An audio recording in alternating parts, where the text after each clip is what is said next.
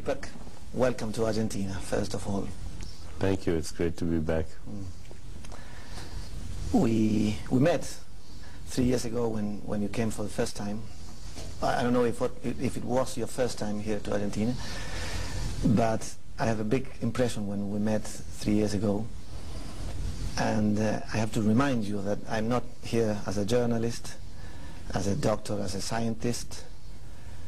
I'm just curious, trying to open my mind and my heart and to listen about many matters I brought.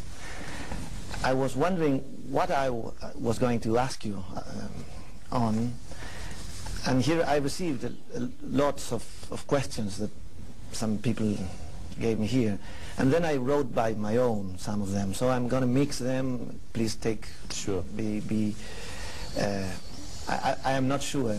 And maybe the first thing for me was, I feel like when you are in front of the I Ching, having the possibility of asking something. So maybe the first question I can do for you is, which is the correct question for you? I think the two most important questions that human beings have is, who am I? And what is the purpose of my existence? Okay. So, who am I and who are you and why are we here now? Do you think you have a role in our society? Do you have a mission in these days in our land? I think, at the deepest level, you and I are both patterns of behavior of the universe. So, you're a transient pattern of behavior of the total universe, and so am I. And this conversation is a conversation of the universe with itself, using you and me as the instruments for that conversation. So, in the deeper reality, this conversation is part of the total pattern of events in evolution. Well then, when I started thinking these questions, I thought about peace and love. And I thought these old ancient terms, as John Lennon said, maybe are all we need. Do you agree with that? Is it real that all we need is love and peace? As long as we understand what those terms mean, love is not a sentiment, and love is not an emotion. Love is the ultimate truth at the heart of creation, which is that a single reality differentiates into the diversity of the universe. And when you experience that, then it becomes impossible to hurt or be hurt. And it is an expression of profound peace as well. Peace is, and love and truth and creativity and harmony are evolutionary impulses in the universe. Of course, the universe also has the other impulses of destruction and chaos and violence. They're part of existence. It just so happens that the evolutionary impulses usually are a little ahead of the non-evolutionary or inertial forces of the universe. And that's how the universe creates itself and then recreates itself. If you had only the peace and love, only peace and love and creativity, there would be nothing to do. You're an actor, so you know you need good guys and bad guys in a good movie. Yes, of course. All of yes. Yeah. The main characters and we have to create opposites in that. You have to. The whole of creation is through contrast. Otherwise, there's no experience. But, for example, I was wondering if violence creates more violence. For example, in fiction, in cinema, or in literature, is there the thought that violence creates more violence? And sometimes I'm worried about that in creating fiction. Yeah, I mean, the fact is that as human beings, the human species is only 200,000 years in its evolution. There were no human beings more than 200,000 years ago. The universe is 14 billion years old, and our planet is about 5 billion years old. So we are not even in our infancy as far as evolution is concerned. And during this period of evolution, the most important instinct that we've had for survival is what is called the fight or flight response, which means in a threatening situation, we either fight or we run away. And because of that, we have survived. But what has happened is that we have become so good at it now that we have become the predator on the planet. And there's a saying in evolution, a permanently victorious species risks its own extinction. So many evolutionary biologists are saying that we have to now move to the next stage. Survival of the fittest has to be replaced by survival of the wisest. That wisdom becomes the new criterion for evolution. That predatory relationships have to be overwhelmed by symbiotic relationships. That it's now our responsibility to nurture the web of existence, the ecosystem. And that as we move into the next phase of our evolution, if we move in that direction, then that will become what creates a new civilization. And do you think that it's going to change visibly? Civilization is going to change in a term of time, in a near terms of time? It needs to change because we are coming to a stage where the playing field for violence is going to be even. In the next decade or so, what we call superpowers will become irrelevant because conventional weaponry and warfare will not be the way to supremacy. I have a cell phone in my pocket which acts like a computer. You can move electrons and cut off electricity, move electrons and hijack all the planes, or interfere with air traffic signals, move electrons and suffocate all the pacemakers and respirators, poison the food chain, cause the nuclear plant to leak. When that happens, you don't need superpowers. You could be an 18-year-old boy in a cave in Afghanistan. You don't have to move. You use your cell phone to do all these things. So as the technologies get more sophisticated in their diabolical creativity, then it automatically makes the superpowers. Right now, there are 5 countries which are supposedly the 5 permanent members of the Security Council, who are responsible for 95% of the weapons trading, manufacture. It's good business. That's all going to become irrelevant. So either when you have modern technologies, modern capacities, and ancient habits, it's a devastating combination. And this is now the moment of crisis. Either we risk our extinction or we completely transform our consciousness. It's an interesting time. We could go either way. They say if insects disappeared from our planet, then in 5 years all life on this planet would stop because insects are part of the ecosystem. They also say that if human beings disappeared from the planet, then in 5 years life would flourish on our planet. We are the predator, we are the cancer, we are the danger at this moment. So from nature's point, think of it from nature's point of view. Human species... We are the danger. Yeah, it was a good experiment that didn't work. Yeah, sometimes I think, I was going to ask you if, are we going too fast sometimes in terms of technology? I feel that human beings are creating such things that we cannot imagine the consequences of them. I mean, in terms of ecological disaster, or in a small way, all kind of waves and things through antennas and you mean cellular phones, all kind of things that we cannot measure its consequence. Well, the fact is, though, that human creativity is unstoppable, and therefore technology is unstoppable. And yes, we do not know the consequences of what we create, but then nature has self-correcting mechanisms, you know. When we create technologies that get to a certain stage and you start to see cancer and illnesses, that's nature also correcting herself, you know. It's all a self-correcting process, so I wouldn't worry about that. The thing about technology is that technology by itself is neutral.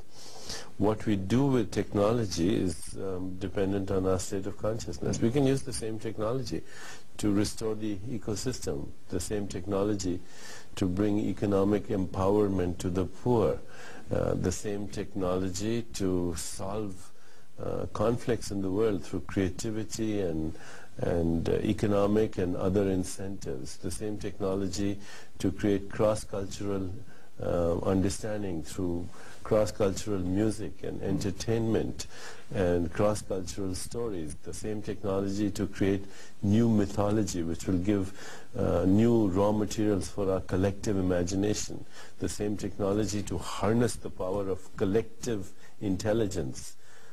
So technology can be wonderful if we put our consciousness into what we want from it. Okay. Let's stop for a minute, think of it, and we go on in a minute. Vamos a una pausa y seguimos con Deepak Chopra.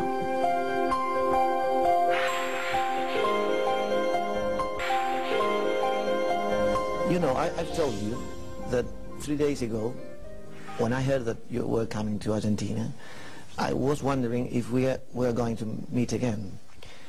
And I was thinking of, to write you an email to tell you if we can meet for other things, and I have some personal questions, not for here, but for me. And when that happened, when I was wondering if I was going to meet you, my phone rang, and the TV producer called me to ask me if I was able and prepared to make you an interview. And I get so shocked. And I said, well, that's destiny. And I think you call that synchro destiny. No?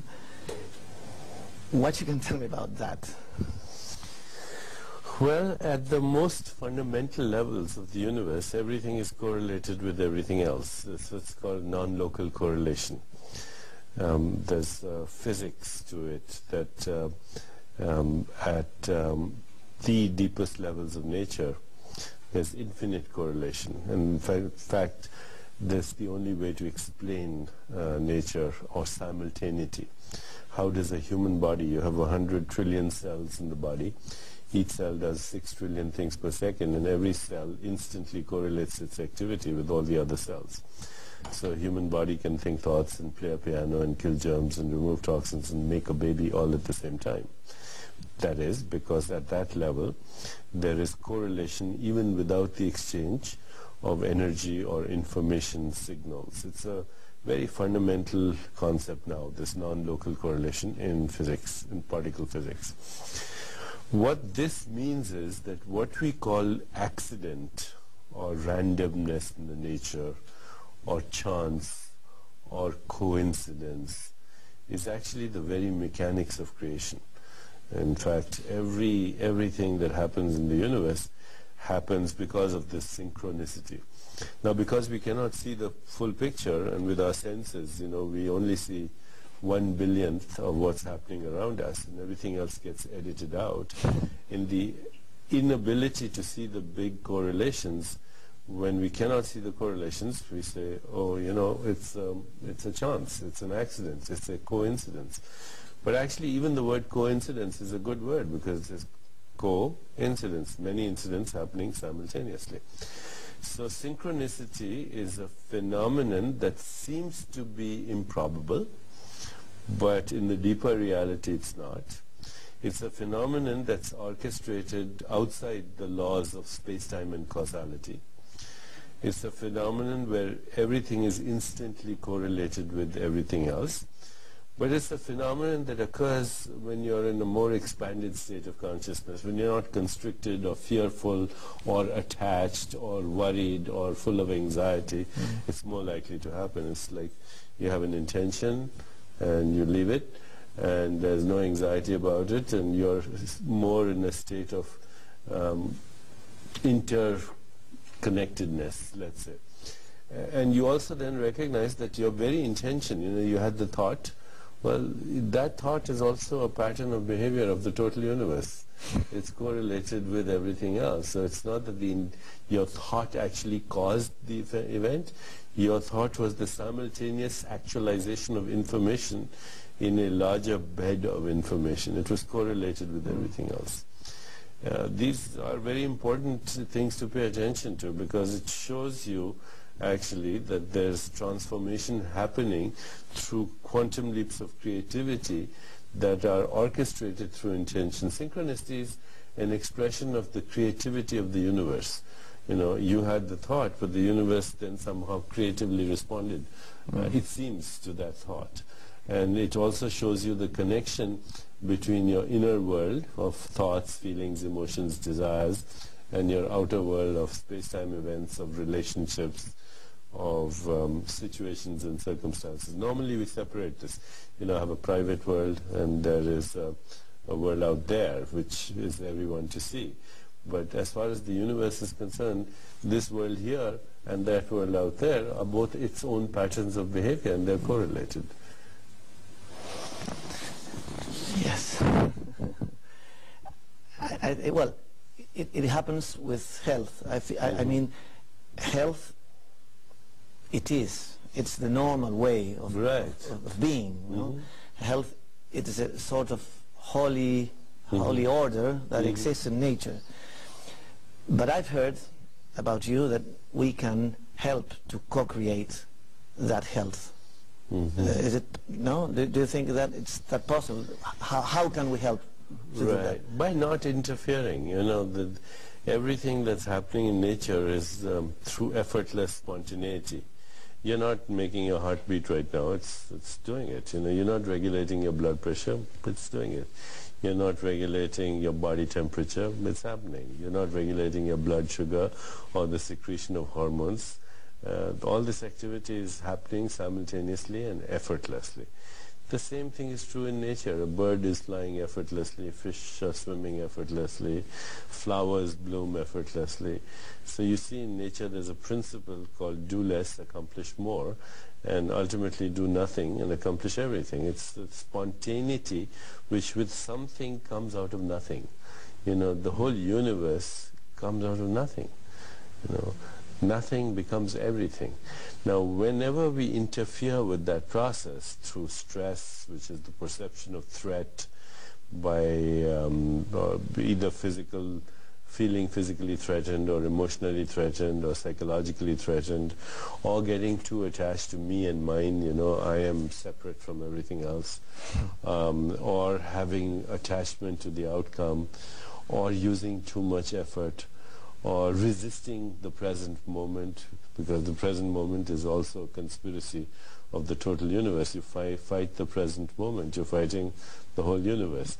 So anytime you put up resistance or fight or fear or separation, or everything is exclusively me or mine, or you get attached, then you start to interfere with that process.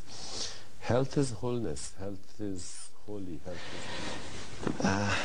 I feel the worst enemy I have, and I think the worst enemy we have, is fear. Why is this enemy so powerful against us? Fear comes from feeling separate. Fear comes from I'm alone. There is me and the world. But actually there's no such thing. You are the world. The world is in you. And you are in the world. You co-create each other. They are different expressions of, differentiated expressions of a deeper intelligence. When you know that, then there's peace. There's total peace, and there's comfort, and there is no anxiety, because anxiety comes from separation. You say, why is it so dominant in our world? It's part of the hypnosis of social conditioning. You know, that's how our media, that's how our advertising, that's how our products and our services, they're all about instant gratification for the skin-encapsulated ego.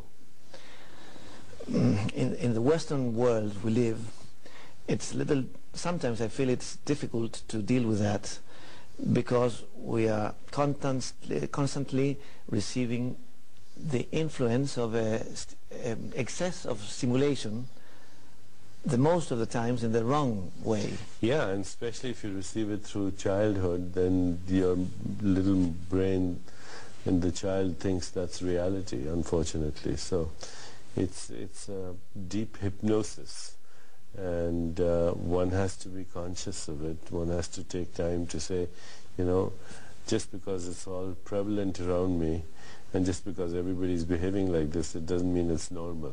What we call normal is the psychopathology of the average. And how can we protect our childhood, our children against By that? being good examples. You know, children don't listen to lectures, they'll follow your lead. Yeah, as a father, do you have children? Yes, I have 2 grandchildren now. 2 grandchildren. So, well, as a father, I have a young kid. I always think that it's impossible to avoid making mistakes. But that's fine. You make mistakes. You learn from mistakes. You just don't have to repeat the same mistakes over and over again. Well, I think that younger countries are like kids, like younger people. You know? Big opportunities and also big mistakes. And that happens a lot here. What's your vision of our country, of Argentina, or Latin America in general, in nowadays? What is... Well, you see, the old countries also have a burden. Culture is a big burden, because when you have too much history, too much culture, then it overwhelms your creativity. And so, you know, just like you said, that young countries have so much creativity sometimes that it leads to anarchy and confusion. And old cultures have so much the burden of the past that they don't really embark on any creativity at all. I think we're moving in a new era now where there will be the hybridization of a global collective intelligence. That's the only way to move forward, is to have cross-cultural understanding, to understand how the minds of different people work and think, to put everything in a context. There's cultural context, there's economic context, there's historical context, there's mythical context, there's religious context. We don't know this. You know, I just participated in a recent poll where we have for the first time surveyed more than 200 million Islamic people about everything, about values, about habits, about relationships, about sex, about spirituality, about war, about terrorism, about ecology. And that information is so important, because how do you negotiate with people or talk to people or have a dialogue with people if you don't even know what they're thinking and feeling? You know, if I, on the other hand, know how do you feel, what your observations are, how do you interpret your reality, what are your values, then I have a chance of connecting with your heart and your mind. But we now live in a society where that should be possible.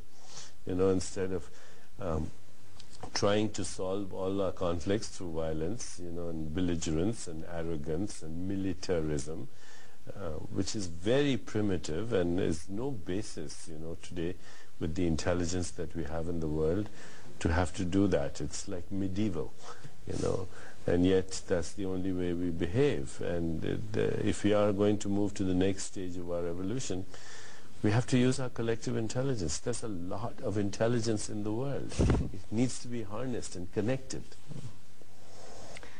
Okay, let's take a break and we go on in a minute. En un minuto seguimos con Deepak Chopra. Gracias.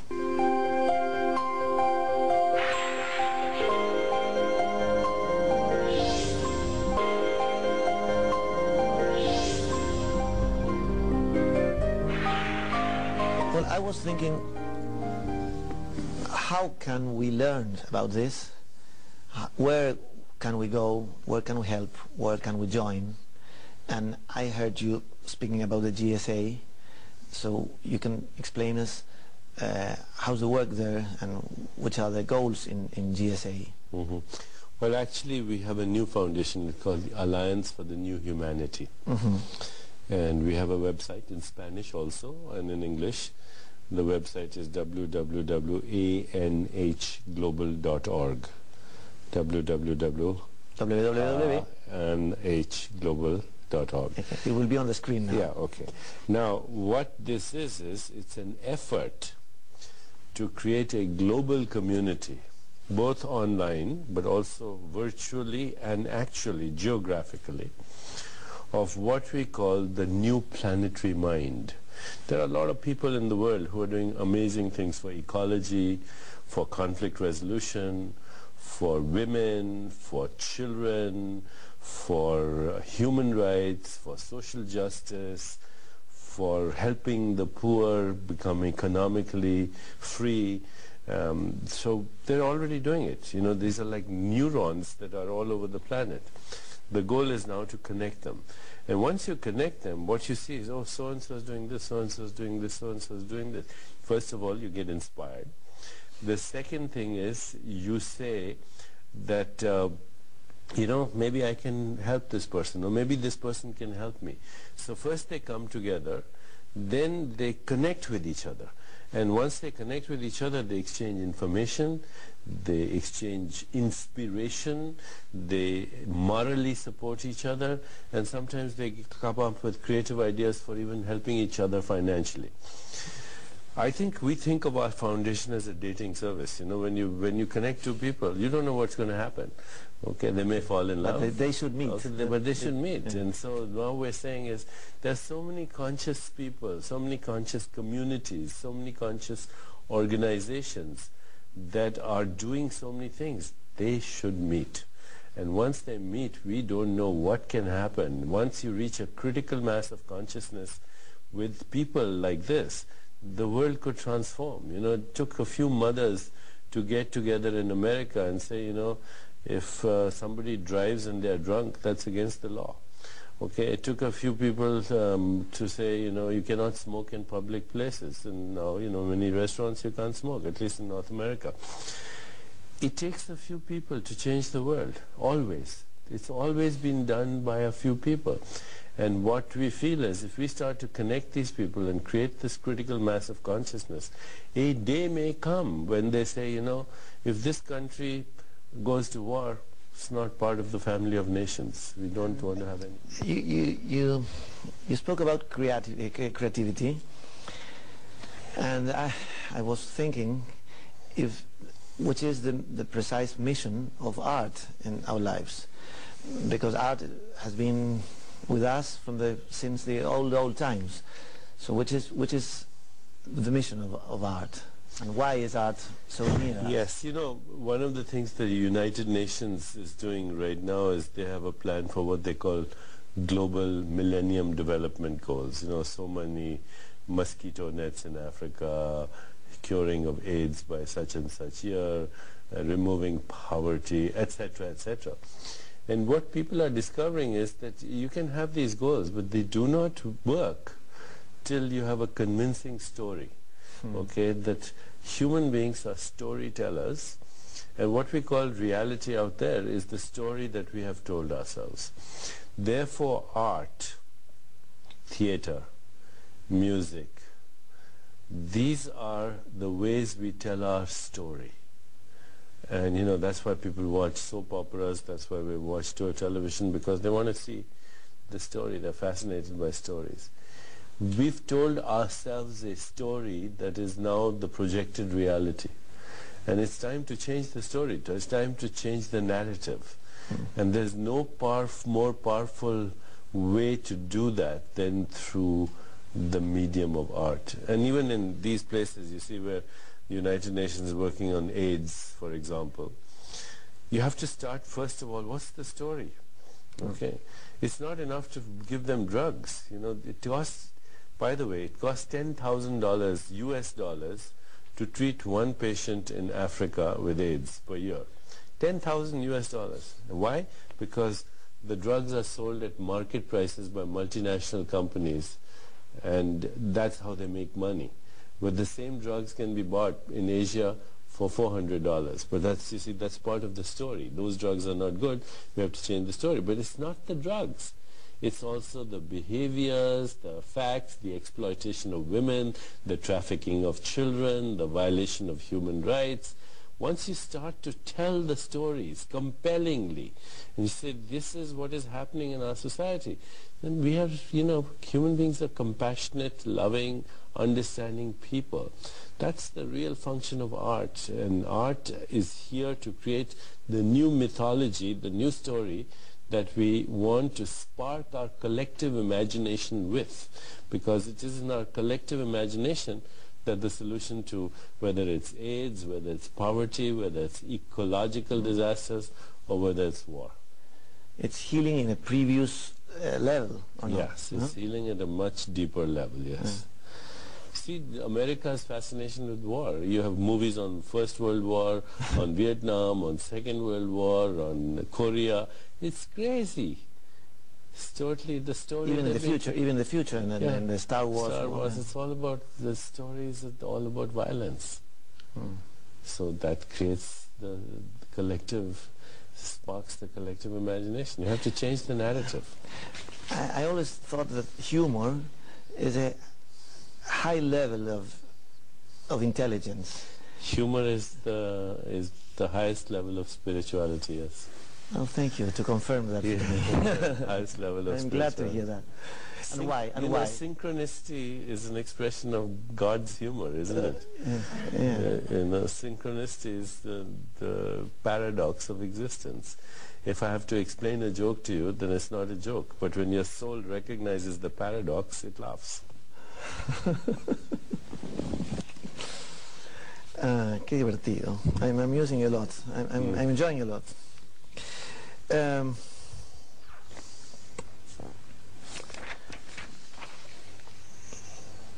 Well, tell us something about quantum healing.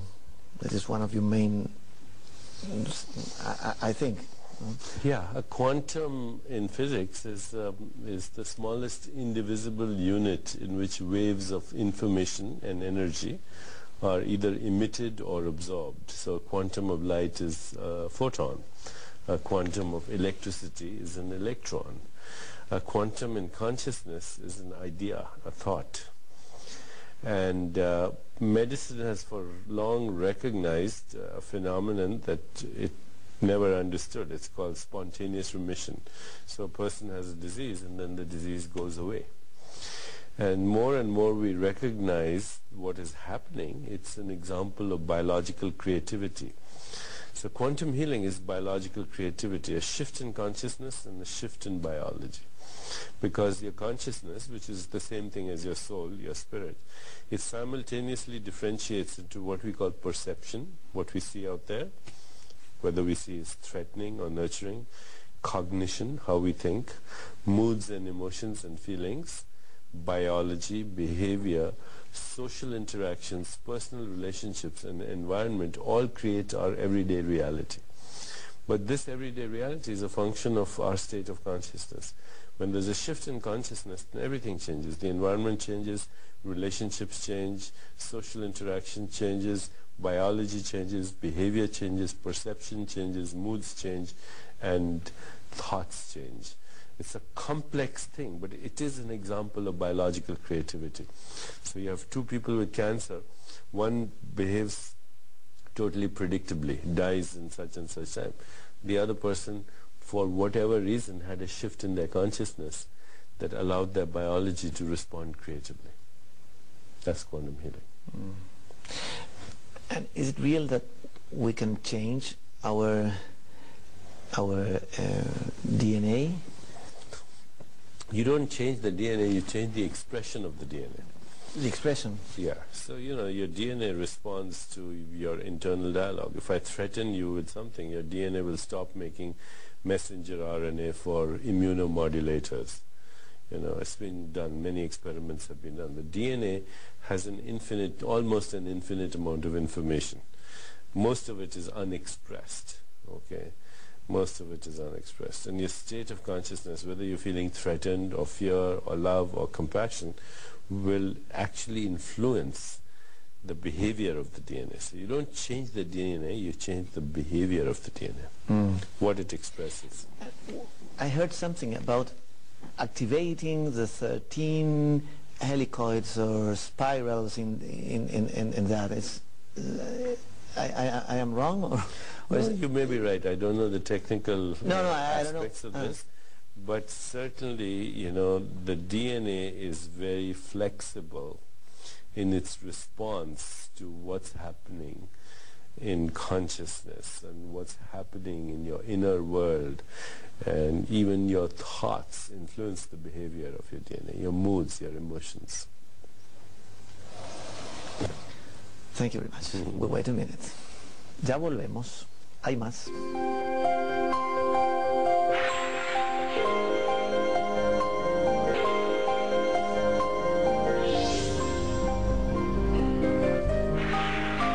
Well, I brought this for you.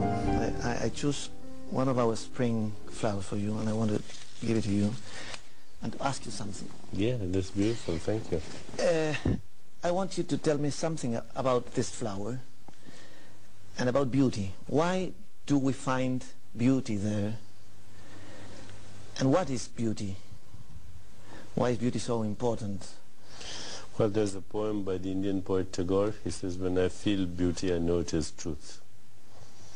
When I feel beauty. This flower is also sunshine and rain and rainbows and earth and water and wind and the infinite void and the whole history of the universe right here. It's also spirit in manifestation. So you feel the truth when you experience beauty. There's a flower and there's the whole universe right here. You can harvest rainwater. There are ways to use the sea and desalinate the water.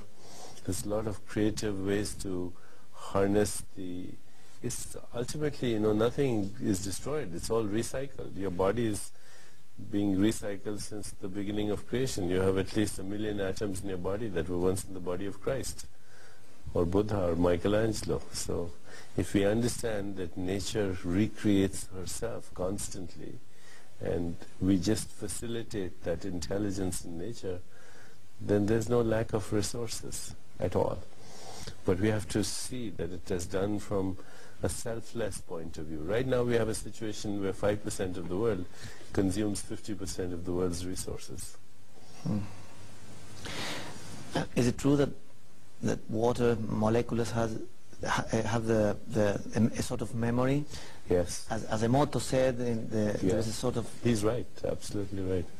Water responds to intention, water responds to thoughts, water responds to love and compassion, and that's why when the ancient wisdom traditions, they used to bless the water, the holy water, you know, sacrament. When you go to the church, you have holy water, sacrament. It has healing properties. Or you go to Lourdes, or you go to, you know, some of these places where there is, the water has the collective intent of sacred sacrament, and the water actually does have healing properties because it's imbued with consciousness.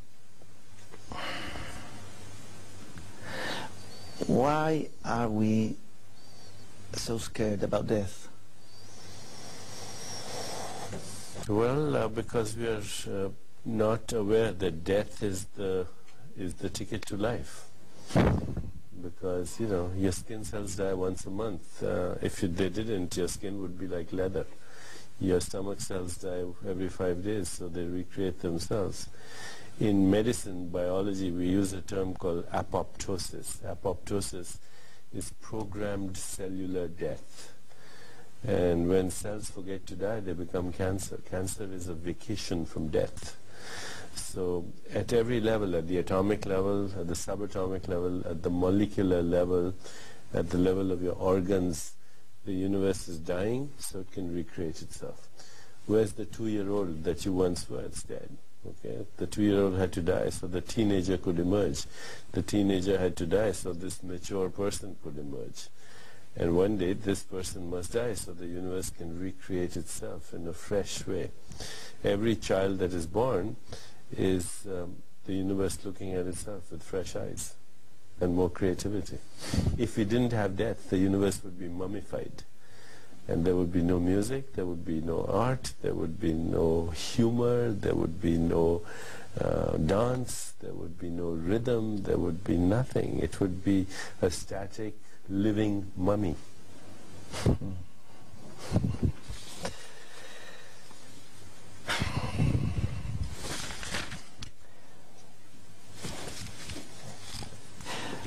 There is a question.